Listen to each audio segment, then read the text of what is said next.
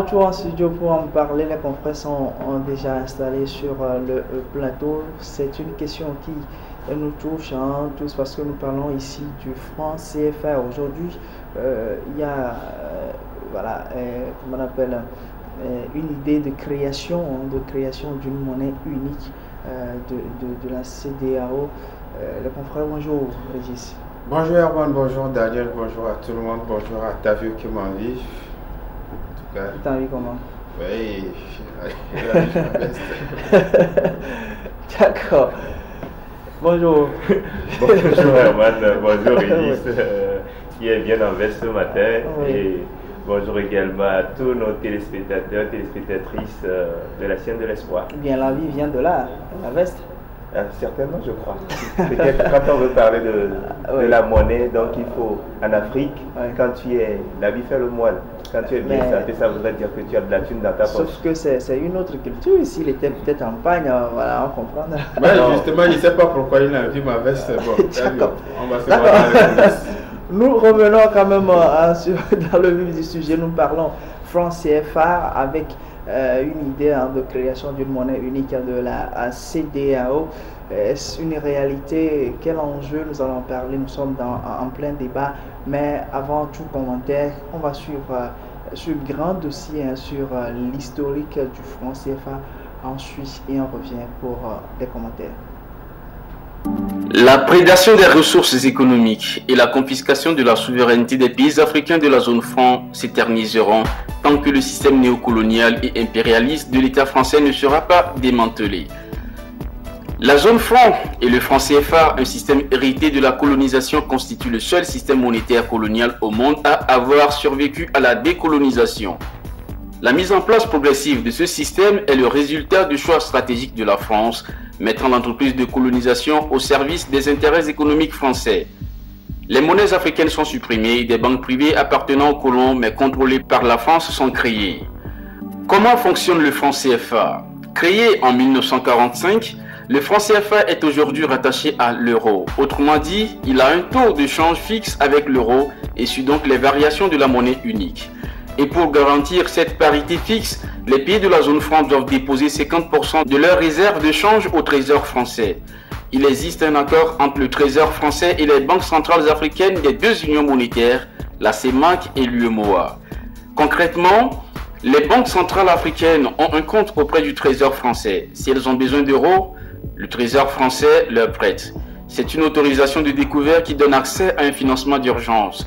Cela permet aux banques centrales africaines de ne pas avoir de pénurie de liquidités. Enfin, leurs dépôts sont rémunérés, la France verse des intérêts. Cela est-il vrai? La zone franc et le franc CFA, un système hérité de la colonisation. La puissance coloniale exploite les matières premières des colonies pour alimenter l'industrie française et utilise les colonies comme débouchés pour les produits français. Suite à la crise de 1929, la France accentue son repli sur l'empire colonial pour protéger son économie et son commerce extérieur. La création de la zone franc en 1939 offre le moyen de pérenniser cette stratégie. Les échanges avec des pays extérieurs à la zone franc sont interdits, ce qui cimente les liens économiques et commerciaux entre la France et son empire. La monnaie franc CFA, qui signifiait colonie française d'Afrique, est quant à elle créée en 1945 afin que la dévaluation du franc français au sortir de la guerre n'affecte pas les marchés des possessions africaines de la France. Celle-ci conserve ainsi le leadership dans le commerce extérieur des colonies et réaffirme sa suprématie sur son empire. Au moment des indépendances, la quasi-totalité des anciennes colonies françaises d'Afrique subsaharienne décide de rester dans le giron de la France en signant des accords de coopération monétaire et en adhérant de ce fait à la zone franc. Le franc CFA est d'ailleurs renommé Fonds de la Communauté française d'Afrique en 1958. Mais la Guinée refuse cet assujettissement monétaire et sort de la zone franc dans un coup d'éclat. Le président Sékou Touré veut une réelle indépendance politique et économique pour la Guinée et pour ce faire créer le franc guinéen et quitte la zone en 1960. Au Togo, ancienne colonie allemande membre de la zone franc depuis 1949, Des voix s'élèvent également contre le franc CFA en la personne du président Sylvanus Olympio. La sortie de la zone est prévue pour 1963, mais Sylvanus Olympio est assassiné juste avant que l'indépendance monétaire du pays ne soit acquise. Ce n'est que 10 ans plus tard, en 1973, que la zone connaît de nouvelles modifications avec la sortie de la Mauritanie et de Madagascar. C'est également à la période des indépendances que des banques centrales dont seulement la moitié des administrateurs sont des représentants africains sont créées pour émettre le franc CFA. Les présidents de ces institutions sont néanmoins français et restent maîtres de toute décision. Pendant les années 1970, la zone franc connaît des ajustements à la fois techniques et symboliques. Révision des accords de coopération monétaire, déménagement des sièges des banques centrales de Paris à Dakar et Yaoundé, diminution du nombre de représentants français au sein des conseils d'administration. D'autre part, de nouveaux pays signent des accords de coopération avec la France et adoptent le franc CFA. La Guinée équatoriale en 1985 et la Guinée-Bissau en 1997. Malgré ces changements, la France garde la même mise sur la politique monétaire de la zone franc, dont les pays subissent des choix économiques et monétaires dictés par les intérêts français. La France va même jusqu'à décider unilatéralement de la dévaluation du franc CFA en 1994. La zone franc, une gestion et des principes au service des intérêts français. La zone franc englobe donc aujourd'hui 15 pays, 8 pays d'Afrique de l'Ouest, dont le Bénin, le Burkina Faso, la Côte d'Ivoire, la Guinée-Bissau, le Mali, le Niger, le Sénégal et le Togo. 6 pays d'Afrique centrale, le Cameroun, la République centrafricaine, le Congo-Brazzaville, le Gabon, la Guinée équatoriale et le Tchad et les Comores. C'est une organisation financière, monétaire et économique dont le cœur est la France et l'instrument principal, le franc CFA. Cette organisation gérée par la France s'appuie sur des institutions africaines, la Banque centrale des États d'Afrique de l'Ouest BCEAO et la Banque des États d'Afrique centrale, la Banque centrale des Comores. Le système franc CFA est basé sur 4 grands principes: la centralisation des réserves de change au Trésor public français, la fixité de la parité franc CFA-euro, la libre convertibilité du franc CFA à l'euro et la libre circulation des capitaux entre la France et les pays africains de la zone franc. À ces principes s'ajoute la participation française aux instances de direction des banques centrales africaines, pièce maître du système CFA puisqu'elle garantit l'application sans faille des 4 principes précédemment cités. La centralisation des réserves de change, un principe qui bloque l'économie des pays de la zone franc. Chaque banque centrale de la zone franc possède un compte d'opération au Trésor public français et doit y déposer une partie de ses réserves de monnaie. Depuis 2005, 50% des réserves de change doivent être stockées sur le compte d'opération en France. Il y a donc actuellement environ 8 milliards de francs CFA en venant de la BCEAO et la BR stockés au Trésor public, soit 12 milliards d'euros. C'est autant d'argent qui est amputé du budget des États de la zone franc. La France rémunère les banques centrales africaines en intérêt tout en se servant au passage grâce à des placements privés. Pire, la part d'intérêt versée aux banques centrales est comptabilisée dans l'aide publique au développement. Dépouillés de la moitié de leurs recettes, les pays africains de la zone franc se retrouvent ainsi dans une situation économique, sociale très difficile, d'autant plus que la France leur impose une rigueur budgétaire, c'est-à-dire une baisse des dépenses publiques pour que l'approvisionnement du compte d'opération soit garanti.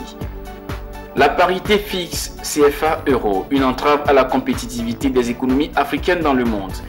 Hier lié au franc français, le franc CFA est aujourd'hui arrimé à l'euro, c'est-à-dire que la valeur du franc CFA sur les marchés mondiaux dépend de celle de l'euro.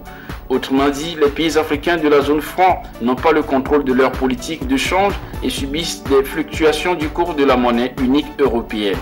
Les recettes de leurs exportations doivent être converties en euros avant de l'être en franc CFA, ce qui signifie que la conversion entre l'euro et les monnaies étrangères fluctue. Les recettes des pays africains de la zone franc fluctuent également. Actuellement, la valeur de l'euro se renforce par rapport aux monnaies étrangères. Par conséquent, la compétitivité des pays de la zone euro et donc de la zone franc diminue par rapport au reste du monde. Une baisse de la compétitivité signifiant une plus grande difficulté à vendre ses produits sur le marché mondial. Les conséquences pour les pays africains de la zone franc d'un arrimage à une monnaie forte comme l'euro sont considérables.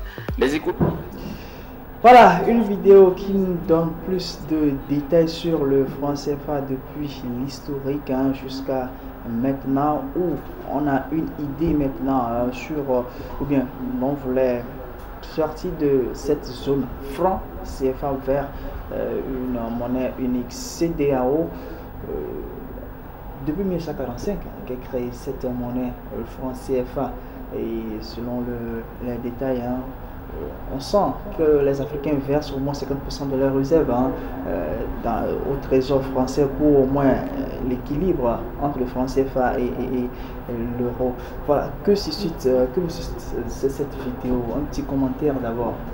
Même, non seulement cette vidéo, mais moi j'ai été toujours révolté que de savoir que ce soit la France qui dicte aux pays africains la politique monétaire à suivre. C'est vrai, nous ne sommes pas sur ce plateau en économie où nous n'avons pas, en tout cas personnellement, je n'ai pas la prétention de donner un cours d'économie à qui que ce soit. Je n'ai pas fait l'économie d'ailleurs. Mais juste révolté que ce soit la France qui dise peut-être aujourd'hui, qui donne le hockey au Togo aujourd'hui, qui veut engager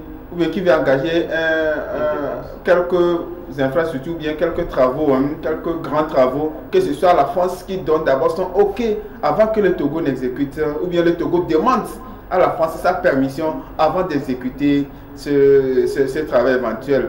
Et pire encore, de dire que ce soit la France qui frappe la monnaie que les pays africains continuent d'utiliser après une indépendance qui date de 1960.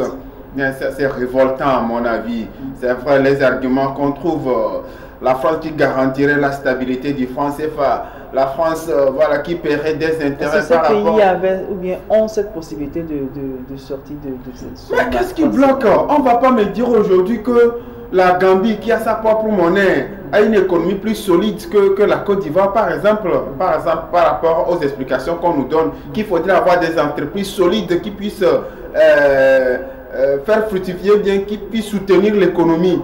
On ne va pas me dire que la Guinée est financièrement plus solide, le Cap-Vert est financièrement plus solide que certains pays français de la zone franc. Donc moi je crois que c'est un argument qui ne tient pas, ne serait-ce que pour notre souveraineté.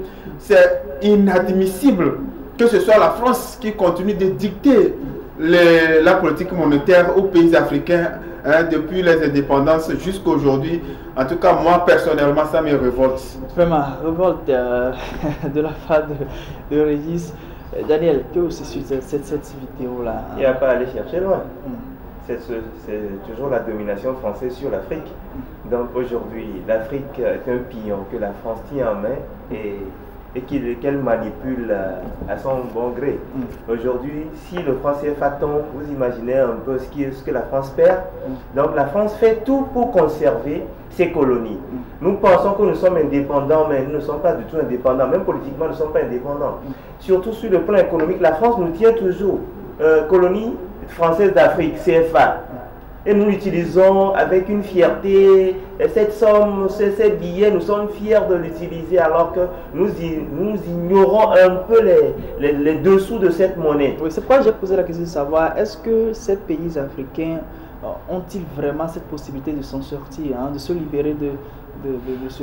Vraiment, c'est un quoi, parce que quand nous parcourons un peu l'histoire, en tenant en compte notre pays, en 63, Sylvanus Olympio voulait sortir du franc CFA. Il avait même commencé les tractations avec l'Allemagne où on essaie de mettre l'argent, les nouveaux billets que le Togo va utiliser désormais économiquement. Et à la veille, il a été tué. Et maintenant, quand nous prenons un peu la politique, nous voyons que la France met toujours ses pions et qu'elle peut manipuler à tout vent. Et aujourd'hui, il y a encore ces pions qui sont parmi les présidents africains. Et politiquement, moi, je suis éclairé que l'Afrique ne peut pas retrouver sa stabilité tant que nous demeurons sous la France. Et quand vous écoutez un peu l'histoire, nous voyons que la France impose sa marque par rapport à ce billet. C'est économiquement que la France nous tient et politiquement ne peut pas se développer.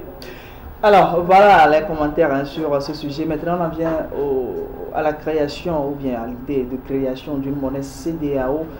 Est-ce que cette monnaie sera une réponse à cette inquiétude-là, la sortie de cette zone. Est-ce que cette monnaie va-t-elle faire le poids?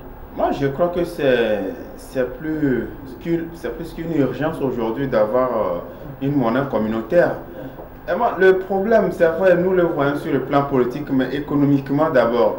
Il est impossible aujourd'hui aux pays africains d'échanger entre eux, c'est-à-dire normalement. Donc, c'est difficile aujourd'hui pour un pays francophone, disons de la zone franc, d'échanger économiquement avec un pays anglophone. Tout simplement, la barrière monétaire. Même entre les pays du CFA de la zone ouest et ceux de l'Afrique centrale, l'échange économique est difficile. Et même la convertibilité aussi était difficile entre les deux francs CFA. Vous voyez déjà l'aberration. Aujourd'hui, il est plus facile d'échanger avec la France que d'échanger avec un pays francophone de l'Afrique centrale ou un pays anglophone. Mais ce n'est pas normal. Et donc déjà en créant cette monnaie de la CEDEAO, je crois que ce serait une sorte de libération. Non, pas de libération, mais de renforcer l'intégration sous-régionale. Voilà, une monnaie aujourd'hui, pour aller au Ghana, on n'a plus besoin d'aller changer de la monnaie à la frontière avant d'aller, la fluctuation, tout ça là. Je crois que ça va faciliter la vie de nos commerçants qui traversent facilement ces frontières. Et donc, moi j'en appelle, j'encourage vivement. Daniel l'a relevé. Aujourd'hui, nous avons certains présidents qui sont ouvertement pro-franc CFA. Quand je parle à Alassane Dramane Ouattara ou un certain Macky Sall, ce sont des gens qui ont posé qui ont émis des positions claires par rapport à une création d'une monnaie, bon, disons à la sortie du franc CFA. Et donc aujourd'hui, moi je crois qu'il faut franchir cette étape. Et si tu le permets, juste une dernière précision. Tu demandais si c'était facile de sortir du franc CFA. Pour les indépendants, c'est vrai que nous n'étions pas encore nés. Mais l'explication donnée, c'est que si jamais vous acceptez vos indépendances, vous serez livré à vous-même. Voilà, et qu'on verra la manière dont vous avez. Mais certains pays s'en sont sortis. Donc, je crois qu'il faut oublier ces genres d'idées et autres là et expérimenter. Si ça ne va pas, on va les regretter, mais je crois que pour notre souveraineté, c'est plus qu'une nécessité. Alors, est-ce que cette monnaie sera-t-elle une solution à ce problème que vous avez énuméré, le problème de colonisation, la dépendance? Vous pensez que cette monnaie sera véritablement une solution à ce problème? Oui et non. Oui, dans la mesure où, Rhys l'a dit, si il y avait une indépendance économique totale, où il n'y a plus les maîtres de la France derrière, les pays africains peuvent mettre ensemble cette monnaie unique sur pied et il y aura des avantages. Mais vous pensez que même avec cette monnaie, il y aura quand même une main mise? Il y aura une cohérence. Aujourd'hui, prends un peu l'euro. Prends l'euro. Quand l'Angleterre n'est pas satisfait de l'euro, il y a le Brexit.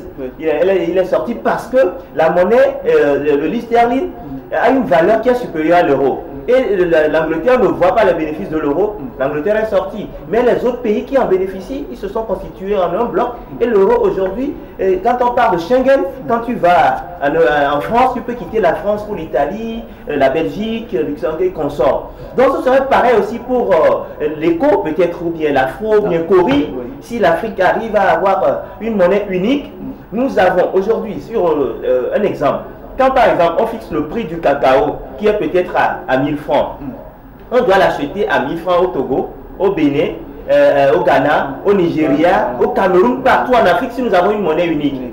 Ça ne voudrait pas dire que quand je viens chez toi maintenant en Côte d'Ivoire, j'achète ça à 1000 francs, je viens au Togo, j'achète ça à 700, au Ghana, j'achète ça à 800. Non, il y aura plus cette différence de prix. Il y aura comment l'appelle-t-on? On va légitimer les prix et ce sera le même prix partout. Ça, c'est d'abord des bénéfices. Ensuite, on l'a dit, pour traverser les frontières, ce serait fluide. Il n'y aura plus des conversions. Aujourd'hui, quand un Togolais veut aller converser au Ghana, il faudrait qu'il fasse des transactions pour convertir le franc CFA en Cili, ou bien le Cili en franc CFA. Et ça dévalorise un peu les coûts. Et tu peux avoir envie d'acheter une marchandise d'une quantité donnée, mais avec les fluctuations, tu ne pourras plus. Voilà. Donc, il faut bannir tout ça et aller de l'avant. Quand il y a une monnaie unique, on sait que c'est la même valeur partout, dans tous les pays, et ça permet au pays d'évoluer. Maintenant, quand je dis non et oui, le non, au sens où aujourd'hui, il se peut qu'on voit encore la main de la France derrière l'éco. L'éco, c'est la monnaie que la CEDEAO veut instaurer. On voit et quand on parcourt un peu l'histoire, on voit ces derniers temps les déplacements des présidents français en Afrique. Pourquoi faire? D'abord, Macron est allé au Ghana, Macron est allé au Burkina, il y a Ouattara qui est envoyé vers le Nigeria, et c'est le Nigeria qui est le seul pays qui constitue des entraves pour l'éco aujourd'hui. Parce que le Nigeria dit qu'il faudrait que les pays francophones rompent. Avec voilà, le président français. Voilà n'est-ce pas un problème? C'est pourquoi j'ai demandé est-ce que c'est une rompre. Ces pays peuvent rompre. C'est une décision, je l'ai dit, l'Africain, on a dit maintenant dans le documentaire qu'on a suivi. Il faudrait qu'on pousse toujours l'Africain. Il est temps que l'Africain se pousse lui-même.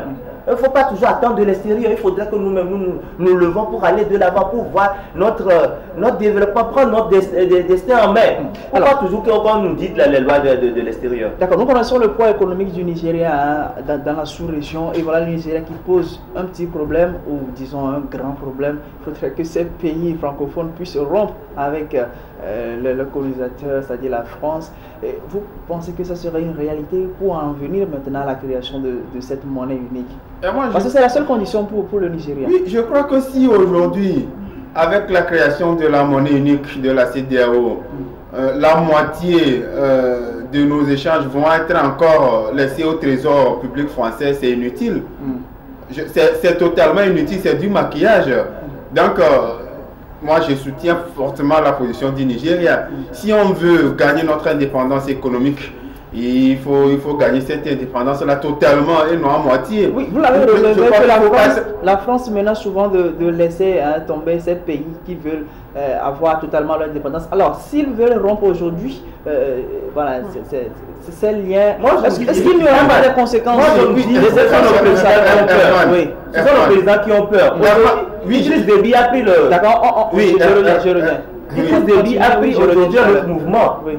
Mais il n'est pas soutenu. Il n'est pas soutenu. Bien sûr. Mais c'est à terre risque et péril. Je viens de démontrer tout à l'heure que quand Sylvanus voulait le faire, on l'a assassiné. Oui. Mais aujourd'hui, il faudrait que les Africains se disent, il est temps. Parce que quand le CORI, que Idriss Déby soutient très bien, si nous nous disons, nous savons que notre bonheur dépend de cette monnaie, ou aujourd'hui, la valeur de notre monnaie ne serait pas dictée d'ailleurs. Nous pouvons faire les dépenses que nous voulons à nos risques et périls aussi. Alors, Daniel, on revient. Je le disais, je crois que si aujourd'hui nous voulons être indépendants, c'est-à-dire sur tous les plans, on n'a pas à s'en tenir aux menaces de la France ou voilà, aux conséquences que nous subissons. C'est une hypothèse, mais la réalité. Je crois que lorsqu'on est avec une personne née, c'est-à-dire la naissance, on grandit, et qu'à un moment, on veut fonder sa propre famille, je crois qu'on coupe le lien avec les parents. Et donc, aujourd'hui, nous n'allons pas encore rester sous la coupe de la France. Quoi ça dit que la France qui doit nous soutenir en cas... Non, je crois que Herman, il faut dépasser ça. Oui. La France elle-même aujourd'hui n'a même plus sa propre monnaie. Elle est dans une zone, elle est dans l'euro. Oui. Et aujourd'hui, pourquoi c'est nous qui allons garder encore ce lien-là? Parce que, non, Herman, c'est vrai que chaque position, bien chaque décision a ses conséquences. Oui. Et donc, si nous assumons cette position-là d'avoir une monnaie propre à nous, c'est que ça devait aller avec ses conséquences. Et je crois que c'est dans les difficultés que les solutions vont être trouvées. Vous avez même énuméré quelques noms, Ouattara et Bielo, qui aujourd'hui ne veulent pas forcément sortir de cette zone franc CFA. Et moi, nous voyons au-delà de nos nez. Oui. Quand je prends aujourd'hui la Chine, la Chine s'est imposée aujourd'hui comme puissance mondiale. Pourquoi? Parce que la Chine a sa propre monnaie. La Chine organise son pays comme elle le veut. Les États-Unis sont la première puissance industrielle et économique. Pourquoi? Le dollar, tu sais ce que les Américains font? Quand ils veulent faire des achats maintenant, ils diminuent le dollar. Ça les arrange. Quand ils veulent faire des ventes, ils augmentent le taux du dollar. Et c'est ce qui leur permet de maintenir le monde.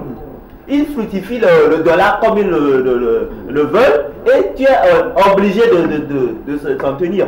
Aujourd'hui, quand nous parlons du franc CFA, pour faire des achats, il faudrait consulter d'abord la France. Est-ce que ça t'arrange? est-ce qu'on peut commercer avec tel pays? Oui. Alors, donc tout ça, il y a toutes ces barrières qui empêchent les pays africains qui sont sur le franc CFA d'émerger. Alors quand on coupe le cordon ombilical, oui, aujourd'hui ces pays peuvent émerger économiquement. Et s'il faut rester dans ta logique, on sent une forme de domination. Toujours cette domination. Effectivement. Alors si cette option, c'est-à-dire du Nigeria, c'est-à-dire que les pays francophones doivent rompre leur cordon avec la France, il s'avérerait que dans cette monnaie unique, ou bien cette monnaie de la CEDEAO sera gérée par les Africains, et les Africains eux-mêmes, mais avec à la tête et le Nigeria et le Ghana. N'est-ce pas aussi une autre forme de domination des pays anglophones sur les pays francophones? Je préfère mieux qu'un noir me domine plutôt qu'un blanc. Parce que quand entre nous noirs, on peut se le dire, je sais que c'est un frère à moi. C'est pourquoi on dit souvent, quand je préfère que mon frère même me vole ma richesse, je sais que c'est dans la famille. Est-ce qu'ils vont comprendre? Parce que c'est un intérêt. Oui, je caricature un peu, mais je sais qu'aujourd'hui, quand nous prenons la zone CEDEAO, quels sont les pays qui émergent dans cette zone? C'est le Nigeria, le pays le plus émergent, c'est le Nigeria. Économiquement, c'est lui. Oui. À part ça, il y a le Ghana qui est à l'aise avec son CIDI, malgré que le CIDI subit des fluctuations de part et d'autre. Mais le Ghana est à l'aise et fait son commerce comme le Ghana le veut.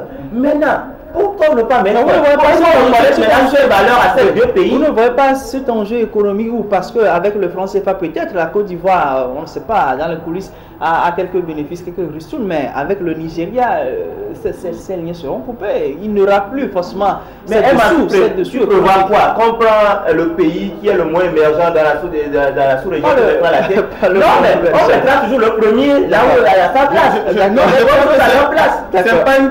C'est pas une question de mettre un pays à la tête de qui que ce soit. Aujourd'hui, lorsque tu prends le poids économique du Nigeria, le Nigeria à lui seul fait 77% du PIB de la CEDEAO. Donc forcément, ce pays aura son mot à dire. Herman, je crois qu'il faut évoluer. Il faut oublier cette histoire de la France qui aujourd'hui, je l'ai dit, pour que le Togo peut-être fasse une route de Lomé à Séquencé, il faut que la France donne son OK. Mais c'est quelle indépendance finalement? L'acceptation ou le rejet de la monnaie CEDEAO dépendra aussi de sa structure finale et surtout de son bien du ratio crédit accordé par les banques au PIB qui sera fait. Alors, et si ce ratio ne passe pas de 23% à 120%, on estime que nos pays africains seront toujours dans la pauvreté. Non, Herman, moi je crois qu'il faut laisser... C'est la dernière préoccupation. Oui, je crois qu'il faut laisser les calculs des institutions de Bretton Woods, la Banque mondiale, les grands économistes et autres là. Moi je crois que... Non, moi je sais pas, je crois que les réalités ne sont pas forcément les mêmes. Parce que souvent lorsqu'on calcule le taux de pauvreté et autres là, il se base sur les indices ou bien les critères des pays, disons, de leur réalité. Ce qui ne s'applique pas. Bien sûr, je vais te dire, par exemple, on disait pour qu'on évalue un pays qui soit riche, pauvre et autres là, on voit le dollar dépensé par jour par un individu. Pas moins de 2 $ par jour. Voilà. Or, j'étais bon, c'est au collège qu'un de nos professeurs revenait sur cette histoire. Il disait, mais le paysan qui a dans son champ le manioc, voilà, qui n'a même pas besoin de l'argent liquide. Lui n'a même pas besoin d'un seul dollar. Donc je crois qu'on ne tient pas compte de tout ça là. Aujourd'hui, on ne va pas me dire que c'est vrai, la Guinée, c'est pas la superpuissance en Afrique de l'Ouest. On ne va pas me dire que la Gambie, le Cap-Vert et autres là, qui sont, je parle des plus petits pays, qui sont indépendamment, voilà, économiquement indépendants, sont les plus misérables de la sous-région. Le Cap-Vert même est parmi les pays, disons, émergents de l'Afrique et de l'Afrique. Donc je crois qu'il faut y aller et on avisera en plein campagne si éventuellement il y en a. Moi je ne cesserai toujours de le dire, il faudrait que l'Africain se dise, il est temps que je grandisse. Et dans sa tête, il faut changer de mentalité.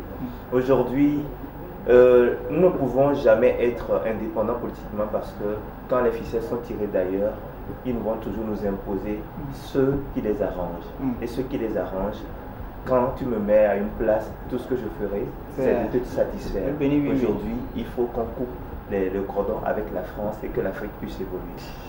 Oui, je dirais qu'il ne faut pas croire que c'est par mesure de, comment le dit-on, c'est pas par pitié que la France maintient ses liens économiques avec l'Afrique. Comme le disaient certains, si aujourd'hui le cordon ombilical était rompu, les pays africains en pâtiront.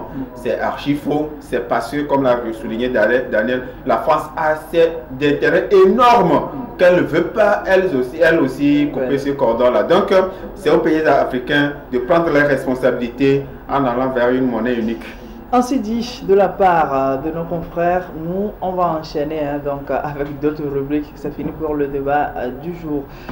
La première des 4 dernières rubriques, il s'agit donc du droit et devoir. C'est la rubrique de notre consoeur Liberté Aodo. Alors on va marquer la pause et on va l'accueillir sur le plateau.